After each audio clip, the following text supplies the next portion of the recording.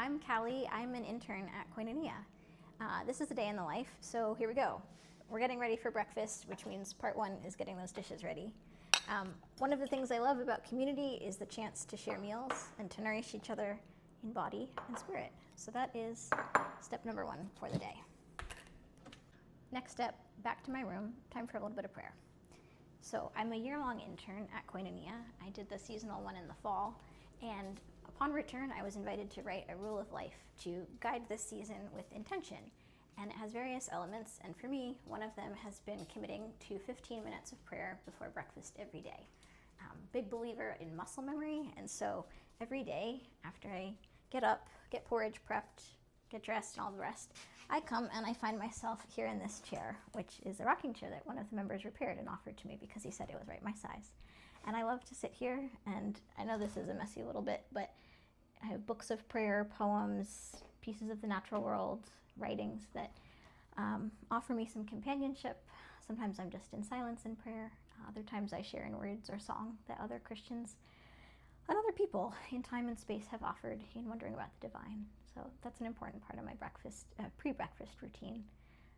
Once that's finished up, then it's time to share breakfast with the house. So back to the kitchen we go. When the porridge is done and it's time for us to sit down, we begin our meal by lighting a candle. It reminds us that the light of Christ is in each of us and in each other that we encounter. We have a sung prayer routine in the morning. I like to sing the first verse of Morning Has Broken, and that's something I did for years and years before coming to Koinonia, and I've done every season since, so that's important. Yeah. Porridge has been eaten, dishes have been washed, we've walked across the lawn. Now it's time to get over to chapel. We have to be very careful and look both ways because Highway 49 South.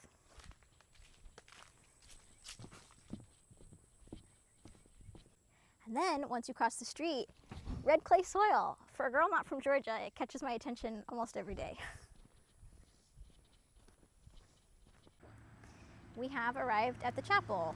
The prayer bell has been rung to signal it's time to come, it's time to assemble and to gather. Our community gathers for morning prayer at 8 o'clock, Monday to Friday, and it's a really simple service. We go through the lectionary readings, so a first reading, a psalm, and a gospel reading. We share usually 2 songs and a short reflection or a time of communal prayer. It's been really meaningful for me to be able to begin to contribute to some of those. That each week I usually get to read some portion of scripture or lead us in song, usually Thursdays and Fridays. Sometimes I get to help be thoughtful about how we'll approach prayer as a community. And I really love chapel. It's not that every time you go you have this like, oh, kind of moment with God, but the rhythm of gathering, the rhythm of listening. I'm a big proponent of singing together, of breathing together, of listening together, being surprised by the beauty that we make. And I don't know, I mean, even the lectionary readings, when they're a little obscure and confusing, I think it's a reminder that in this broader tradition of Christianity and the communion of saints, that there are many before us, and hopefully many will come after us, and this just happens to be the time and place where we're picking up the mantle in the tradition. So that's chapel. This is turmeric. This is ginger. We planted these roots back in the spring. They come up kind of tougher than grass, but they blend in so much with all of the weed and the grass that grows here. And we've been so diligent about weeding and making space for them so that they have access to the water and the nutrients that they need. And it's been such a joy to see them come into themselves.